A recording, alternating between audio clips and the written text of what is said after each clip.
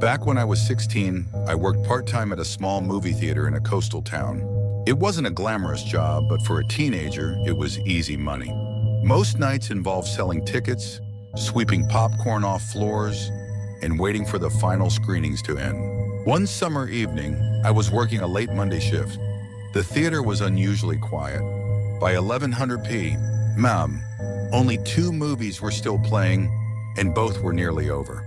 The only other employee on duty was a woman named Marlene, who managed the concession stand and handled closing procedures. I was sitting near the ticket podium scrolling through my phone when she called out, "Before I leave, can you sweep the lobby and the hallways?" I agreed, grabbed the broom, and spent the next 20 minutes cleaning. When I finished, Marlene told me she needed to run a quick errand and would be back shortly to lock everything up. That left me completely alone in the building. Normally, that wouldn't have bothered me, but something about the empty theater felt strange that night. The lobby lights seemed dimmer than usual, and every little sound echoed through the building. I tried distracting myself with my phone while waiting for the final movies to end.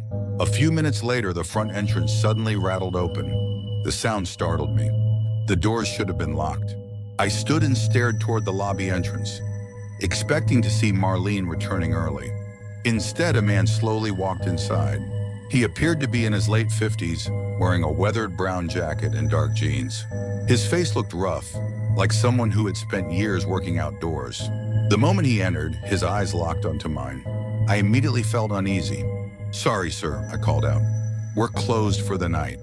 The man didn't leave. Instead, he kept staring at me for several seconds before speaking. "Is Marlene here?" His voice was low and gravelly. I told him she wasn't. The man nodded slowly. Then he said something that instantly made me uncomfortable. "I'll wait." Without asking permission, he walked across the lobby and sat on a bench near the far wall. I wasn't good with confrontation, especially at 16. So instead of arguing, I sat back down and pretended to focus on my phone. In reality, I was texting Marlene. "A stranger is here asking for you." Back then, phones weren't exactly fast. The message took forever to send. When I finally looked up again, I noticed the man was watching me. Not casually, not occasionally. Watching me the entire time. The moment our eyes met, he didn't even look away. I stood up and moved to another section of the lobby, hoping he'd lose interest. For several minutes, I sat behind a wall where he couldn't see me. Then a realization hit me. If I couldn't see him, he could be doing anything. I immediately returned to my original spot. The bench was empty. The man was gone. I checked the lobby. Nothing. The bathrooms, empty. The hallways, nobody. It was like he'd vanished. I felt relieved at first, but that feeling quickly turned into anxiety. The man hadn't left through the front doors. I would have heard them. Somewhere inside the building, he was still there. About 10 minutes later, Marlene returned. At the same time, the final moviegoers began exiting their theaters. I told her about the strange man. She frowned and admitted she'd accidentally forgotten to lock the entrance when she left. That explained how he'd gotten inside. It didn't explain where he'd gone. After the last customers left, we began finishing our closing duties. I thought the night was almost over. Then Marlene asked me for one final favor. "Can you take the mop and cleaning supplies downstairs to storage?" The storage room was located beneath the theater in an old basement. I hated going down there. The place looked like something from a horror movie. Concrete walls, exposed pipes, ancient boilers. Barely enough lighting to see. Still, I grabbed the mop bucket and headed downstairs. The moment I reached the bottom step, I froze. Behind one of the boilers, partially hidden in the darkness, was a human arm. I nearly dropped the bucket. Slowly, I looked closer. It was the man from the lobby. He was crouched behind the machinery, watching me, not moving, not speaking, just staring. The realization hit me like a punch. He had been hiding down there the entire time, waiting. I forced myself not to react. If he realized I'd seen him, I had no idea what he'd do. So I calmly turned around, climbed the stairs, and shut the basement door behind me. The second it latched, I sprinted. "Marlene!"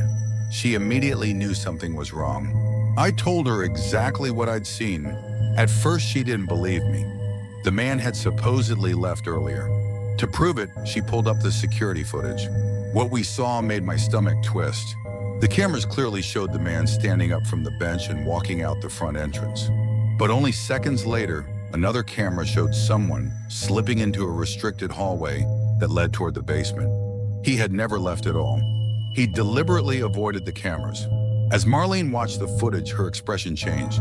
The color drained from her face. She leaned closer to the monitor. Then she whispered something that made my skin crawl. "I know him." I asked who it was. She hesitated. "That's my ex-husband." Apparently, they had gone through a bitter divorce years earlier. According to Marlene, he had recently contacted her claiming he was worried about someone dangerous who'd been threatening her. She hadn't believed him. Now she wasn't so sure. Instead of calling police immediately, she tried calling him. He answered. They spoke for less than 30 seconds before he abruptly hung up. The look on her face afterward terrified me. She immediately called 911. While we waited outside, she finally explained. Her ex-husband believed a man with a violent criminal history had been looking for her. Earlier that evening, he'd supposedly spotted that man near the theater. He'd come there trying to warn her. Before he could, the other man had apparently entered the building. Suddenly, everything made sense. The stranger in the lobby, the hiding, the surveillance footage, the basement, the waiting. Within minutes, police vehicles flooded the parking lot. Officers entered the theater with weapons drawn. I stood outside beside Marlene, my heart pounding. Several tense minutes later, officers emerged escorting an older man in handcuffs. He looked exactly like the type of person you'd never want to meet alone at night. The man never looked at us as they placed him into a patrol car. He simply stared at the ground. Police questioned both of us for nearly an hour. By the time they finished, it was after 200 a.m. Marlene never returned to work after that night. I never learned the full story. Nobody would tell me exactly why the man had been searching for her or what he planned to do if he'd found her alone. What I do know is this. If I hadn't gone downstairs with that mop bucket, nobody would have realized he was hiding there. And to this day, I still wonder how long he would have waited in that basement if I hadn't found him first.